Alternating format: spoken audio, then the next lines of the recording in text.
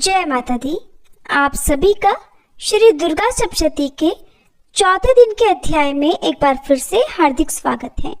प्रिय भक्तजनों, आज नवरात्रि के चौथे दिन सुनिए श्री दुर्गा सप्तशती के अध्याय 5, 6, 7 और 8 का वर्णन। उससे पहले सुनिए श्री देवी सूक्तम पाठ। ऋग्वेदोक्त देवी सूक्तम पाठ। देवी भगवती बोली, मैं रुद्र, वसु, आदित्य और विश्वदेव रूप से सर्वत्र विचरती हूँ। मित्र, वरुण, इंद्र, अग्नि और अश्विनी कुमारों को भी मैंने ही धारण कर रखा है। सोम, याग, विश्वकर्मा, सूर्य और ईश्वर नाम के देव मैंने ही धारण कर रखे हैं, जो देवताओं के उद्देश्य से प्रचुर हवियुक्त तथा सोम याग आदि का अनुष्ठान करते हैं। उन यजमानों का फल मुझ में विद्यमान है। इस ब्रह्मांड की अधिष्ठात्री तथा पार्थिव और अपार्थिव देने वाली मैं ही हूँ। ब्रह्म साक्षात संवित ज्ञान रूपा मैं हूँ। ये ज्ञान ही सब उपासनाओं का मूल है। मैं ही अंत्यज जीवों में प्रविष्ट हूँ। देवता इस प्रकार अनेक भावों से मेरी उपासना करते हैं। जीव जो अन्न आदि खाद्य द्रव्य भक्षण करता है, देखता है, वह प्राण धारण करता है तथा सुनता है, ये सब क्रियाएं मेरे द्वारा ही सिद्ध होती हैं। जो मुझको इस दृष्टि से नहीं देख सकते, वे नाश को प्राप्त होते हैं। हे सौम्य, तुमसे जो तत्व कहे हैं उन्हें श्रद्धा पूर्वक सुनो। मैं यह उपदेश स्वयं दे रही हूँ। देवता और मनुष्यों द्वारा यही सेवित है। मैं जिसे चाहती उसे उच्च पद प्रदान करती हूँ, ब्रह्म बनाती हूँ तथा ऋषि और सर्व ज्ञान संपन्न सुमेधा बनाती हूँ। रुद्र के लिए धनुष खींचती हूँ। इस प्रकार मैं सर्वत्र व्याप्त हूँ। मेरी आत्मा ने जगत पिता को उत्पन्न किया है। इसके ऊपरी भाग में आनंदमय कोश के अंदर विज्ञानमय कोश में मेरा कारण अवस्थित है। मैं समस्त भुवनों में प्रविष्ट होकर रहती हूँ। स्वर्गलोक में मेरे शरीर से स्पष्ट है। मैं जल वायु की भांति प्रथित होती हूँ, तभी यह सारी सृष्टि आरंभ होती है। इस स्वर्ग तथा मर्त्य लोक के परे मैं भी वर्तमान हूँ। यही तो मेरी महिमा है। इति ऋग्वेदोक्त देवी सूक्तम पाठ संपूर्णम। आप सुनिए श्री दुर्गा सप्तशती का 5वां अध्याय, जिसमें देवताओं द्वारा देवी की स्तुति चंड मुंड के मुख से अंबिका के रूप की प्रशंसा सुनकर शुंभ का उनके पास दूत भेजना और दूत के निराश लौटने का वर्णन है। अध्याय से पहले हम सभी माँ जगदम्बा का ध्यान करें, जो अपने कर कमलों में घंटा, शूल, हल, शंख, मूसल, चक्र, धनुष और बाण धारण करती हैं। शरद ऋतु के शोभा संपन्न चंद्रमा के समान जिनकी मनोहर कांति है, जो तीनों लोकों की आधारभूता और शुंभ आदि दैत्यों का नाश करने वाली है, तथा गौरी के शरीर से जिनका प्राकट्य हुआ है, उन महासरस्वती देवी का मैं निरंतर भजन करती हूँ। मार्कंडेय ऋषि कहते हैं, पूर्व काल में शुंभ और निशुंभ नामक असुरों ने अपने बल के घमंड में आकर शचीपति इंद्र के हाथ से तीनों लोकों का राज्य और यज्ञ भाग छीन लिए। वे ही दोनों सूर्य, चंद्रमा, कुबेर, यम और वरुण के अधिकार का भी उपयोग करने लगे। वायु और अग्नि का कार्य भी वे ही करने लगे। उन दोनों ने सब देवताओं को अपमानित, राज्य भ्रष्ट, पराजित और अधिकारहीन करके स्वर्ग से निकाल दिया। उन दोनों महान असुरों से तिरस्कृत देवताओं ने अपराजिता देवी का स्मरण किया और सोचा, जगदम्बा ने हम लोगों को वर दिया था कि आपत्ति काल में स्मरण करने पर मैं तुम्हारी सब आपत्तियों का तत्काल नाश कर दूंगी। ये विचार कर देवता गिरिराज हिमालय पर गए और वहां भगवती विष्णु माया की स्तुति करने लगे। तब देवता बोले, देवी को नमस्कार है, महादेवी शिवा को सर्वदा नमस्कार है, प्रकृति एवं भद्रा को नमस्कार है, हम लोग नियम पूर्वक जगदम्बा को नमस्कार करते हैं। रौद्रा को नमस्कार है, नित्या गौरी एवं धात्री को बारंबार नमस्कार है, ज्योत्सनामयी चंद्र रूपिणी एवं सुख स्वरूपा देवी को सतत प्रणाम है। शरणागतों का कल्याण करने वाली वृद्धि एवं सिद्धि रूपा देवी को हम बारंबार नमस्कार करते हैं। नैऋति राजाओं की लक्ष्मी तथा शर्वाणी स्वरूपा आप जगदम्बा को बार बार नमस्कार है। दुर्गा, दुर्गपारा, सारा, सर्वकारिणी, ख्याति, कृष्णा और धूम्रा देवी को सर्वदा नमस्कार है। अत्यंत सौम्य तथा अत्यंत रौद्र रूपा देवी को हम नमस्कार करते हैं, उन्हें हमारा बारंबार प्रणाम है। जगत की आधारभूता कृति देवी को बारंबार नमस्कार है। जो देवी सब प्राणियों में विष्णु माया के नाम से कही जाती हैं, उनको नमस्कार, उनको नमस्कार, उनको बारंबार नमस्कार है। जो देवी सब प्राणियों में चेतना कहलाती हैं, उनको नमस्कार, उनको नमस्कार, उनको बारंबार नमस्कार है। जो देवी सब प्राणियों में बुद्धि रूप से स्थित हैं, उनको नमस्कार, उनको नमस्कार, उनको बारंबार नमस्कार है। जो देवी सब प्राणियों में निद्रा रूप से स्थित हैं, उनको नमस्कार, उनको नमस्कार, उनको बारंबार नमस्कार है। जो देवी सब प्राणियों में शुद्धा रूप से स्थित है, उनको नमस्कार, उनको नमस्कार, उनको बारंबार नमस्कार है। जो देवी सब प्राणियों में छाया रूप से स्थित हैं, उनको नमस्कार, उनको नमस्कार, उनको बारंबार नमस्कार है। जो देवी सब प्राणियों में शक्ति रूप से स्थित हैं, उनको नमस्कार, उनको नमस्कार, उनको बारंबार नमस्कार है। जो देवी सब प्राणियों में तृष्णा रूप से स्थित हैं, उनको नमस्कार, उनको नमस्कार, उनको बारंबार नमस्कार है। जो देवी सब प्राणियों में शांति रूप से स्थित हैं, उनको नमस्कार, उनको नमस्कार, उनको बारंबार नमस्कार है। जो देवी सब प्राणियों में जाति रूप से स्थित है, उनको नमस्कार, उनको नमस्कार, उनको बारंबार नमस्कार है। जो देवी सब प्राणियों में लज्जा रूप से स्थित है, उनको नमस्कार, उनको नमस्कार, उनको बारंबार नमस्कार है। जो देवी सब प्राणियों में शांति रूप से स्थित है, उनको नमस्कार, उनको नमस्कार, उनको बारंबार नमस्कार है। जो देवी सब प्राणियों में श्रद्धा रूप से स्थित है, उनको नमस्कार, उनको नमस्कार, उनको बारंबार नमस्कार है। जो देवी सब प्राणियों में कांति रूप से स्थित है, उनको नमस्कार, उनको नमस्कार, उनको बारंबार नमस्कार है। जो देवी सब प्राणियों में लक्ष्मी रूप से स्थित है, उनको नमस्कार, उनको नमस्कार, उनको बारंबार नमस्कार है। जो देवी सब प्राणियों में वृत्ति रूप से स्थित है, उनको नमस्कार, उनको नमस्कार, उनको बारंबार नमस्कार है। जो देवी सब प्राणियों में स्मृति रूप से स्थित है, उनको नमस्कार, उनको नमस्कार, उनको बारंबार नमस्कार है। जो देवी सब प्राणियों में दया रूप से स्थित है, उनको नमस्कार, उनको नमस्कार, उनको बारंबार नमस्कार है। जो देवी सब प्राणियों में तुष्टि रूप से स्थित हैं, उनको नमस्कार, उनको नमस्कार, उनको बारंबार नमस्कार है। जो देवी सब प्राणियों में माता रूप से स्थित हैं, उनको नमस्कार, उनको नमस्कार, उनको बारंबार नमस्कार है। जो देवी सब प्राणियों में भ्रांति रूप से स्थित है, उनको नमस्कार, उनको नमस्कार, उनको बारंबार नमस्कार है। जो जीवों के इंद्रिय वर्ग की अधिष्ठात्री देवी एवं सब प्राणियों में सदा व्याप्त रहने वाली है, उन व्याप्ति देवी को बारंबार नमस्कार है। जो देवी चैतन्य रूप से इस संपूर्ण जगत को व्याप्त करके स्थित हैं, उनको नमस्कार, उनको नमस्कार, उनको बारंबार नमस्कार है। पूर्व काल में अपने अभीष्ट की प्राप्ति होने से देवताओं ने जिनकी स्तुति की तथा देवराज इंद्र ने बहुत दिनों तक जिनका सेवन किया, वह कल्याण की साधनभूता ईश्वरी हमारा कल्याण और मंगल करे तथा सारी आपत्तियों का नाश कर डाले। उद्दंड दैत्यों से सताए हुए हम सभी देवता जिन परमेश्वरी को इस समय नमस्कार करते हैं तथा जो भक्ति से विनम्र पुरुषों द्वारा स्मरण की जाने पर तत्काल ही संपूर्ण विपत्तियों का नाश कर देती है, वे जगदम्बा हमारा संकट दूर करें। मार्कंडेय ऋषि कहते हैं, राजन, इस प्रकार जब देवता स्तुति कर रहे थे उस समय पार्वती देवी गंगा जी के जल में स्नान करने के लिए वहां आई।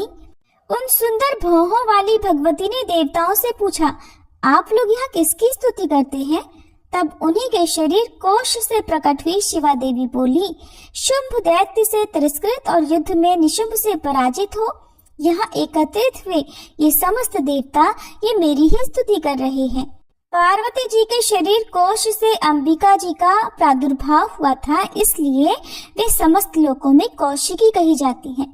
कौशिकी के प्रकट होने के बाद पार्वती देवी का शरीर काले रंग का हो गया, इसलिए वे हिमालय पर रहने वाली कालिका देवी के नाम से विख्यात हुई। तदंतर शुंभ निशुंभ के भृत्य चंड मुंड वहां आए और उन्होंने परम मनोहर रूप धारण करने वाली अंबिका देवी को देखा। फिर वे शुंभ के पास जाकर बोले, महाराज, एक अत्यंत मनोहर स्त्री है जो अपनी दिव्य कांति से हिमालय को प्रकाशित कर रही है। वैसा उत्तम रूप कहीं किसी ने भी नहीं देखा होगा। असुरेश्वर, पता लगाइए वो देवी कौन है और उसे ले लीजिए। स्त्रियों में तो वह रत्न ही है, उसका प्रत्येक अंग बहुत ही सुंदर है और वह अपने श्री अंगों की प्रभा से संपूर्ण दिशाओं में प्रकाश फैला रही है। दैत्यराज, अभी वह हिमालय पर ही मौजूद है, आप उसे देख सकते हैं। प्रभु, तीनों लोकों में मणि, हाथी और घोड़े आदि जितने भी रत्न हैं, वे सब इस समय आपके घर में शोभा पाते हैं। हाथियों में रत्नभूत ऐरावत, ये पारिजात का वृक्ष और ये उच्च श्रवा घोड़ा, ये सब आपने इंद्र से ले लिया है। हंसों से जुता हुआ ये विमान भी आपके आंगन में शोभा पाता है। ये रत्नभूत अद्भुत विमान जो पहले ब्रह्मा जी के पास था, अब आपके यहाँ लाया गया है। ये महापद्म नामक निधि आप कुबेर से छीन लाए हैं। समुद्र ने भी आपको किंजलकिनी नाम की माला भेंट की है, जो केसरों से सुशोभित है और जिसके कमल कभी कुम्हलाते नहीं हैं। सुवर्ण की वर्षा करने वाला वरुण का छत्र भी आपके घर में शोभा पाता है और ये श्रेष्ठ रथ जो पहले प्रजापति के अधिकार में था, अब आपके पास मौजूद है। दैत्येश्वर, मृत्यु की उत्क्रांतिदा नाम वाली शक्ति भी आपने छीन ली है और वरुण का पाश तथा समुद्र में होने वाले सब प्रकार के रत्न आपके भाई निशुंभ के अधिकार में है। अग्नि ने भी स्वतः शुद्ध किए हुए 2 वस्त्र आपकी सेवा में अर्पित किए हैं। दैत्यराज, इस प्रकार सभी रत्न आपने एकत्रित कर लिए हैं। फिर जो ये स्त्रियों में रत्न स्वरूप कल्याणमयी देवी है, इसे आप क्यों नहीं अपने अधिकार में कर लेते? मार्कंडेय ऋषि कहते हैं, चंड मुंड का ये वचन सुनकर शुंभ ने महादैत्य सुग्रीव को दूत बनाकर देवी के पास भेजा और कहा, तुम मेरी आज्ञा से उसके सामने ये बातें कहना और ऐसा उपाय करना जिससे प्रसन्न होकर वो शीघ्र ही यहाँ चली आए। वह दूत पर्वत के अत्यंत रमणीय प्रदेश में जहाँ देवी मौजूद थी गया और मधुर वाणी में कोमल वचन बोला। दूत कहने लगा, देवी, दैत्यराज शुंभ इस समय तीनों लोकों के परमेश्वर हैं। मैं उन्हीं का भेजा हुआ दूत हूँ और यहाँ तुम्हारे ही पास आया हूँ। उनकी आज्ञा सदा सब देवता एक स्वर से मानते हैं, कोई उसका उल्लंघन नहीं कर सकता। वे संपूर्ण देवताओं को परास्त कर चुके हैं। उन्होंने तुम्हारे लिए जो संदेश दिया है उसे सुनो। संपूर्ण त्रिलोकी मेरे अधिकार में है, देवता भी मेरी आज्ञा के अधीन चलते हैं।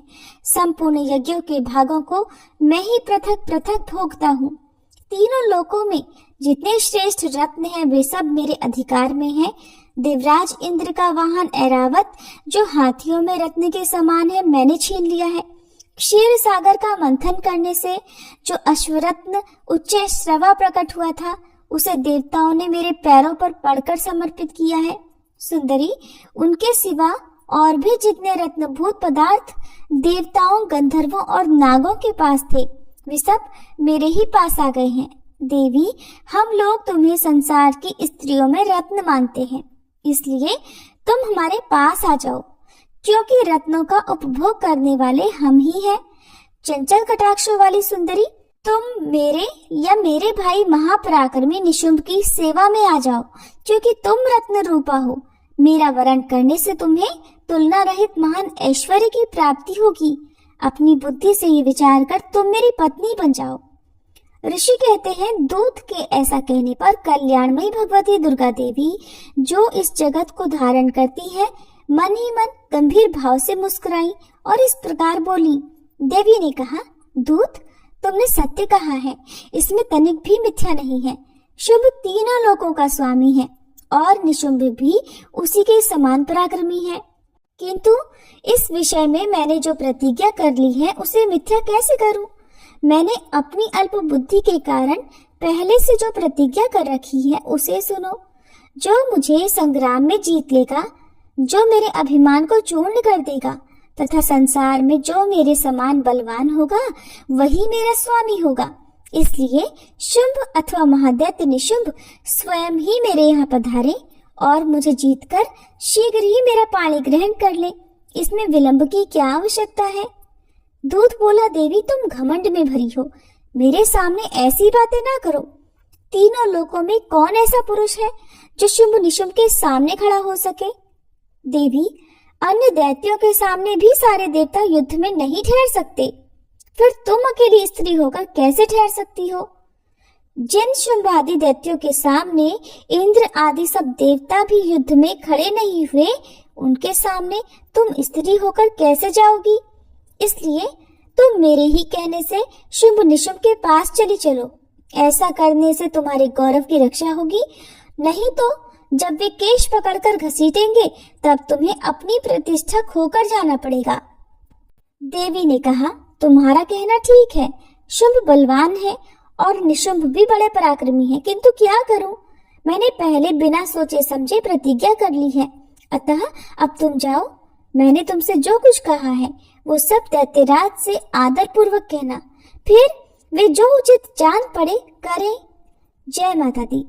इस प्रकार श्री मार्कंडेय पुराण में सावर्णिक मनवंतर की कथा के अंतर्गत देवी महात्म्य में देवी दूत संवाद नामक 5वां अध्याय पूर्ण हुआ। अब सुनिए 6ठा अध्याय, जिसमें धूम्रलोचन वध का वर्णन किया गया है। अध्याय से पहले हम सभी माँ जगदम्बा का ध्यान करें।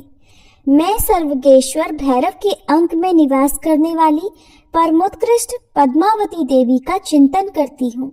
वे नागराज के आसन पर बैठी है।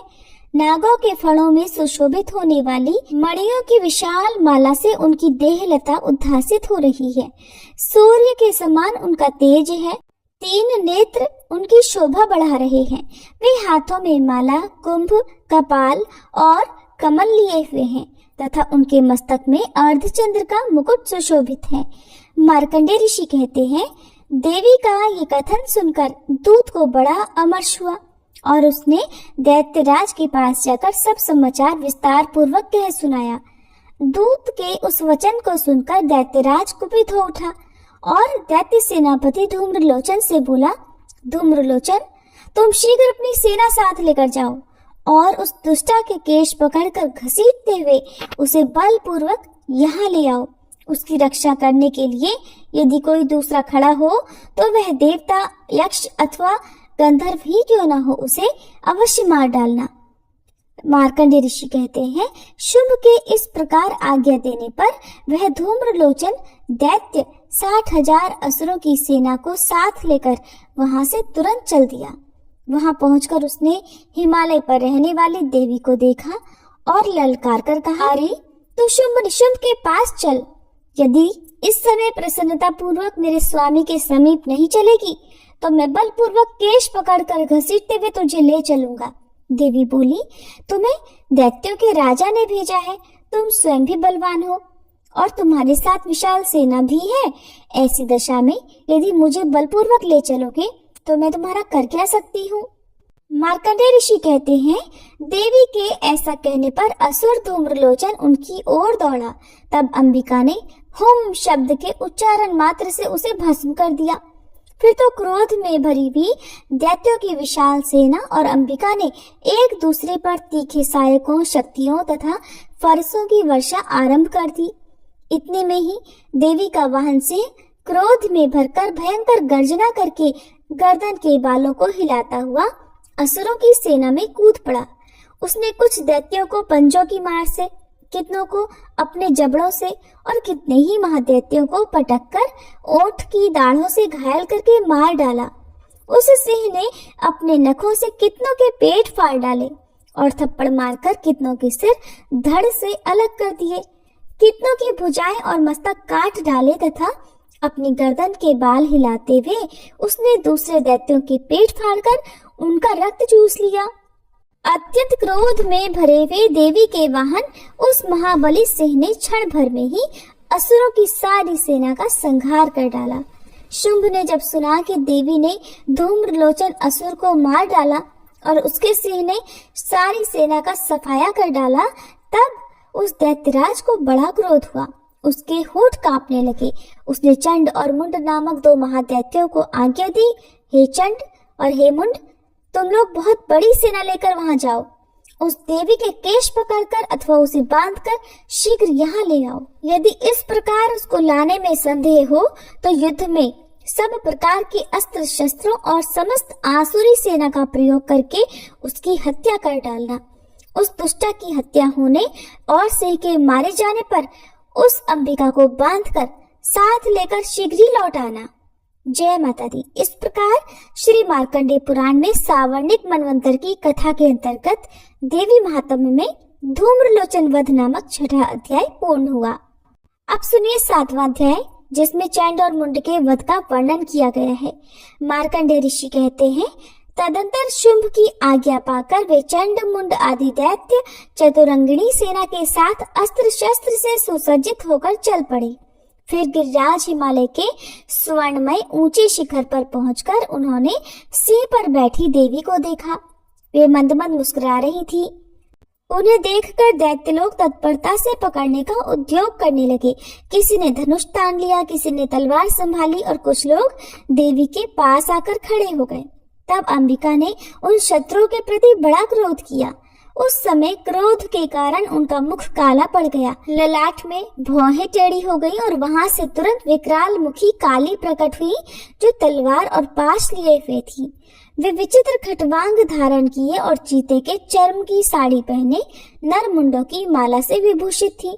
उनके शरीर का मांस सूख गया था, केवल हड्डियों का ढांचा था, जिससे वे अत्यंत भयंकर लग रही थी।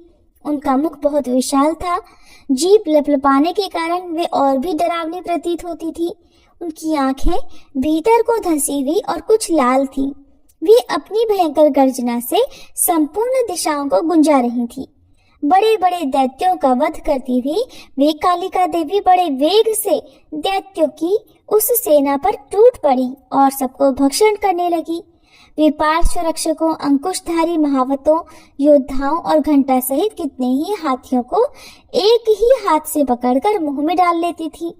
इसी प्रकार घोड़े, रथ और सारथी के साथ रथी सैनिकों को मुंह में डालकर वे उन्हें बड़े भयानक रूप से चबा डालती थी। किसी के बाल पकड़ लेती, किसी का गला दबा देती, किसी को पैरों से कुचल डाल देती और किसी को छाती के धक्के से गिराकर मार डालती थी। वे असुरों के छोड़े हुए बड़े बड़े अस्त्र शस्त्र मुंह से पकड़ लेती और रोष में भरकर उनको दांतों से पीस डालती थी। काली ने बलवान एवं दुरात्मा दैत्यों की वह सारी सेना रौंद डाली, खा डाली और कितनों को मार भगाया। कोई तलवार के घाट उतारे गए, कोई खटवांग से पीटे गए और कितने ही असुर दांतों के अग्रभाग से कुचले जाकर मृत्यु को प्राप्त हुए। इस प्रकार देवी ने असुरों की उस सारी सेना को क्षण भर में मार गिराया।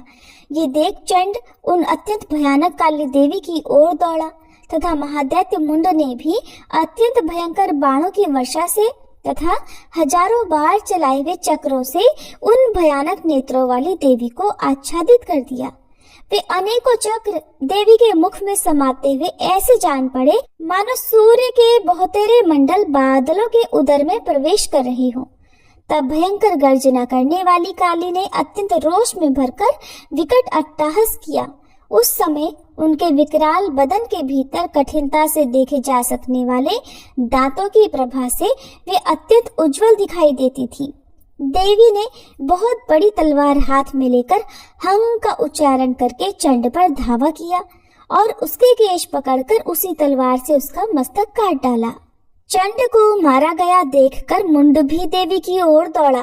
तब देवी ने रोष में भरकर उसे भी तलवार से घायल करके धरती पर सुला दिया।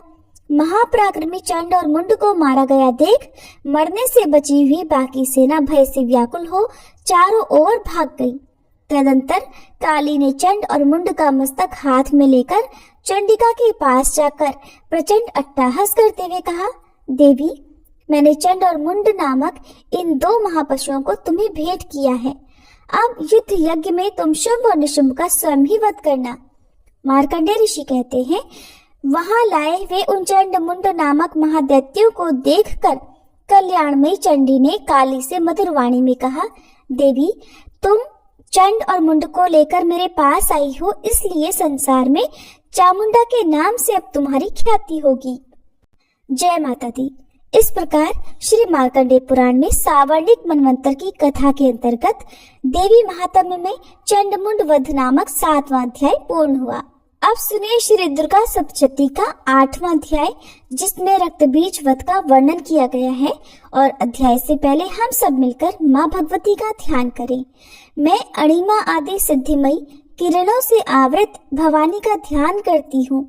उनके शरीर का रंग लाल है, नेत्रों में करुणा लहरा रही है तथा हाथों में पाश, अंकुश, बाण और धनुष शोभा पाते हैं। मार्कंडेय ऋषि कहते हैं, चंड और मुंड नामक दैत्यों के मारे जाने और बहुत सी सेना का संहार हो जाने पर दैत्यों के राजा प्रतापी शुंभ के मन में बड़ा क्रोध हुआ और उसने दैत्यों की संपूर्ण सेना को युद्ध के लिए कूच करने की आज्ञा दी। वह बोला, आज उदयुद्ध नाम के 86 दैत्य सेनापति अपनी सेनाओं के साथ युद्ध के लिए प्रस्थान करें। कंबू नाम वाले दैत्यों के 84 सेना नायक अपनी वाहिनी से घिरे हुए यात्रा करें। 50 कोटि वीर कुल के और 100 धौम्र कुल के असुर सेनापति मेरी आज्ञा से सेना सहित कूच करें। कालक, दौहर्द, मौर्य और कालके असुर भी युद्ध के लिए तैयार हो मेरी आज्ञा से तुरंत प्रस्थान करें। भयानक शासन करने वाला असुरराज शुंभ इस प्रकार आज्ञा देकर सहस्त्रों बड़ी बड़ी सेनाओं के साथ युद्ध के लिए प्रस्थान कर गया। उसकी अत्यंत भयंकर सेना आती देख चंडिका ने अपने धनुष की टंकार से पृथ्वी और आकाश के बीच का भाग गुंजा दिया। तदंतर देवी के सिंह ने भी बड़े जोर शोर से दहाड़ना आरंभ किया। फिर अंबिका ने घंटे के शब्द से उस ध्वनि को और भी बढ़ा दिया। धनुष की टंकार, सिंह की दहाड़ और घंटे की ध्वनि से संपूर्ण दिशाएं गूंज उठी। उस भयंकर शब्द से काली ने अपने विकराल मुख को और भी बढ़ा लिया तथा इस प्रकार वे विजयिनी हुई। उस तुमुल नाद को सुनकर दैत्यों की सेनाओं ने चारों ओर से आकर चंडिका देवी, सिंह तथा काली देवी को क्रोधपूर्वक घेर लिया।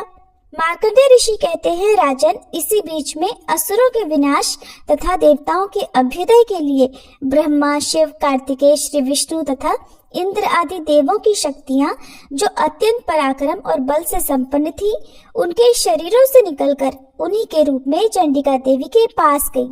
जिस देवता का जैसा रूप, जैसा वेशभूषा और जैसा वाहन है, ठीक वैसे ही साधनों से संपन्न हो उसकी शक्ति असुरों से युद्ध करने के लिए आई। सबसे पहले हंसयुक्त विमान पर बैठी हुई अक्षय सूत्र और कमंडल से सुशोभित ब्रह्मा जी की शक्ति उपस्थित हुई, जिसे ब्रह्माणी कहते हैं। महादेव जी की शक्ति वृषभ पर आरूढ़ होकर हाथों में श्रेष्ठ त्रिशूल धारण किए, महानाग का कंकण पहने, मस्तक में चंद्र रेखा से विभूषित हो वहां आ पहुंची। कार्तिकेय जी की शक्ति रूपा जगदम्बिका उन्हीं का रूप धारण किए श्रेष्ठ मयूर पर आरूढ़ होकर हाथों में शक्ति लिए दैत्यों से युद्ध करने के लिए आई। इस प्रकार भगवान विष्णु की शक्ति गरुड़ पर विराजमान हो शंख, चक्र, गदा, शारंग, धनुष तथा खड्ग हाथ में लिए वहां आई। अनुपम यज्ञ वराह का रूप धारण करने वाले श्री हरि की जो शक्ति है, वो भी वराह शरीर धारण करके वहां उपस्थित हुई।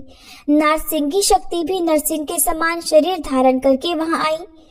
उसकी गर्दन के बालों के झटके से आकाश के तारे बिखर पड़ते थे।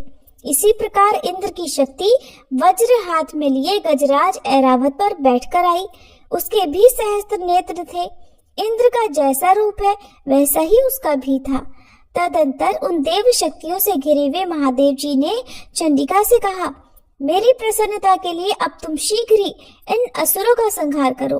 तब देवी के शरीर से अत्यंत भयानक और परम उग्र चंडिका शक्ति प्रकट हुई, जो सैकड़ों गीदड़ियों की भांति आवाज करने वाली थी। उस अपराजिता देवी ने धूमिल जटा वाले महादेव जी से कहा, भगवान, आप शुंभ निशुंभ के पास दूत बनकर जाइए और उन अत्यंत गर्वीले दानव शुंभ और निशुंभ दोनों से कहिए, साथ ही उनके अतिरिक्त भी जो दानव युद्ध के लिए वहां उपस्थित हो उनको भी ये संदेश दीजिए कि दैत्यों, यदि तुम जीवित रहना चाहते हो तो पाताल को लौट जाओ। इंद्र को त्रिलोकी का राज्य मिल जाए और देवता यज्ञ भाग का उपभोग करे। यदि बल के घमंड में आकर तुम युद्ध की अभिलाषा रखते हो तो आओ, मेरी शिवाएं तुम्हारे कच्चे मांस से तृप्त हों। क्योंकि उस देवी ने भगवान शिव को दूत के कार्य में नियुक्त किया था, इसलिए वे शिवदूती के नाम से संसार में विख्यात हुई। वे महादैत्य भी भगवान शिव के मुंह से देवी के वचन सुनकर क्रोध में भर गए और जहां कात्यायनी विराजमान थी उस ओर बढ़े। तदंतर वे दैत्य अमर्ष में भरकर पहले ही देवी के ऊपर बाण, शक्ति और वृष्टि आदि अस्त्रों की वर्षा करने लगे। तब देवी ने भी खेल ही खेल में धनुष की टंकार की और उससे छोड़े हुए बड़े बड़े बाणों द्वारा दैत्यों के चलाए हुए बाण, शूल, शक्ति और फरसों को काट डाला। फिर काली उनके आगे होकर शत्रुओं को शूल के प्रहार से विदीर्ण करने लगी और खटवांग से उनका कचूमर निकालती हुई रणभूमि में विचरने लगी। ब्रह्माणी भी जिस जिस ओर दौड़ती उसी ओर अपने कमंडल का जल छिड़ककर शत्रुओं के ओज और पराक्रम को नष्ट कर देती थी। महेश्वरी ने त्रिशूल से तथा वैष्णवी ने चक्र से और अत्यंत क्रोध में भरी हुई कुमार कार्तिकेय की शक्ति ने शक्ति से दैत्यों का संहार आरंभ किया। इंद्र शक्ति के वज्र प्रहार से विदीर्ण हो सैकड़ों दैत्य दानव रक्त की धारा बहाते हुए पृथ्वी पर सो गए। वाराही शक्ति ने कितनों को अपनी थूथन की मार से नष्ट किया। दाढ़ों के अग्रभाग से कितनों की छाती छेद डाली और कितने ही दैत्य उसके चक्र की चोट से वितीर्ण होकर गिर पड़े। नारसिंगी भी दूसरे महादैत्यों को अपने नखों से वितीर्ण करके खाती और सिहनाद से दिशाओं और आकाश को गुंजाती हुई युद्ध क्षेत्र में विचरने लगी। कितने ही असुर शिवदूती के प्रचंड अट्टहास से अत्यंत भयभीत हो पृथ्वी पर गिर पड़े और गिरने पर उन्हें शिवदूती ने उसी समय अपना ग्रास बना लिया। इस प्रकार क्रोध में भरे हुए मातृगणों को नाना प्रकार के उपायों से बड़े बड़े असुरों का मर्दन करते देख दैत्य सैनिक भाग खड़े हुए। मातृगणों से पीड़ित दैत्यों को युद्ध से भागता देख रक्तबीज नामक महादैत्य क्रोध में भरकर युद्ध करने के लिए आया।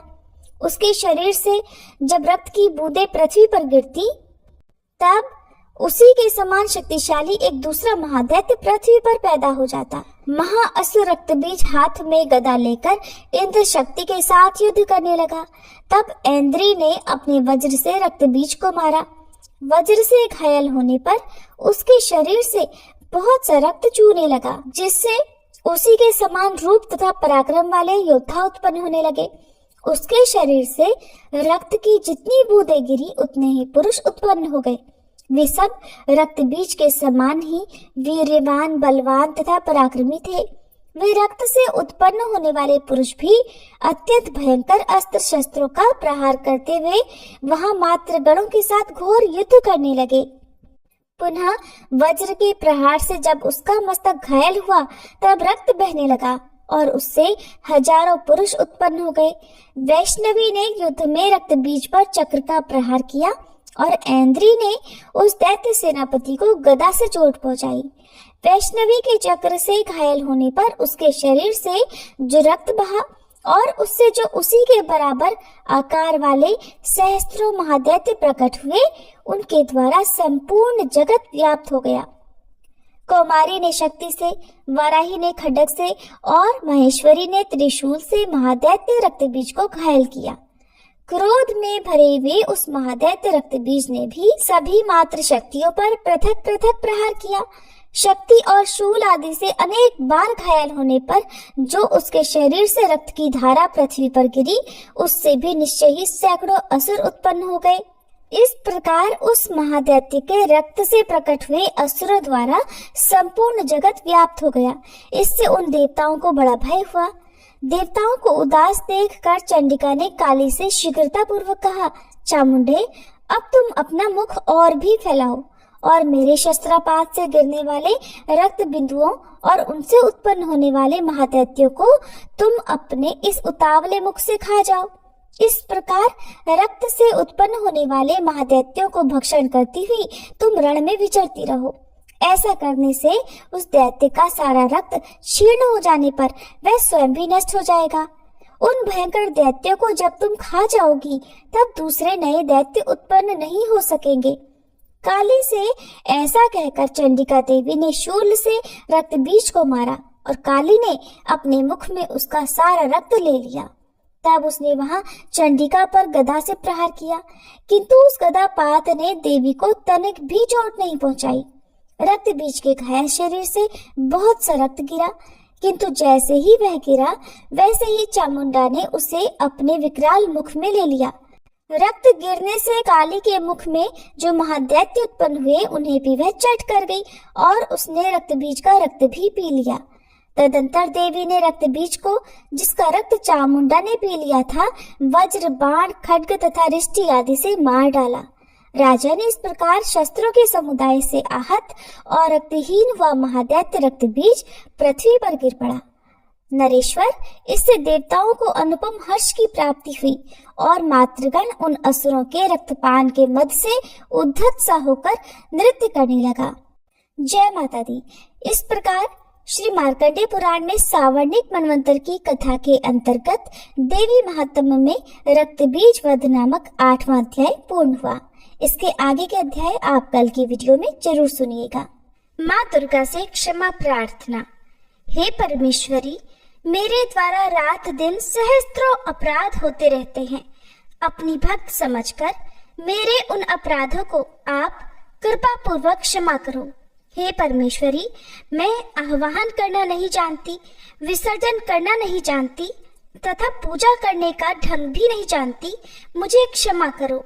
हे देवी, हे सुरेश्वरी, मैंने जो मंत्रहीन, क्रियाहीन और भक्तिहीन पूजन किया है वह सब आपकी कृपा से पूर्ण हो। सैकड़ों अपराध करके भी जो आपकी शरण में जय जगदम्बे कहकर पुकारता है उसे वह गति प्राप्त होती है जो ब्रह्मादि देवताओं के लिए भी सुलभ नहीं है। हे जगदम्बिके, मैं अपराधी हूँ, किंतु आपकी शरण में आई हूँ। इस समय दया की पात्र हूँ, आप जैसा चाहो करो। देवी परमेश्वरी, अज्ञान से, भूल से अथवा बुद्धि भ्रांत होने के कारण मैंने जो कुछ भी कम या अधिक कर दिया हो वह सब क्षमा करो और प्रसन्न हो। सभी प्रेम से बोलिए दुर्गे मैया की जय। आज के अध्याय को अंत तक सुनने के लिए आप सबका बहुत बहुत धन्यवाद। माता रानी आप सबकी मुरादें पूरी करें। अगर आपको हमारे चैनल पर ये कथाएं, ये पाठ सुनना अच्छा लगता है तो वीडियो को लाइक जरूर कीजिएगा।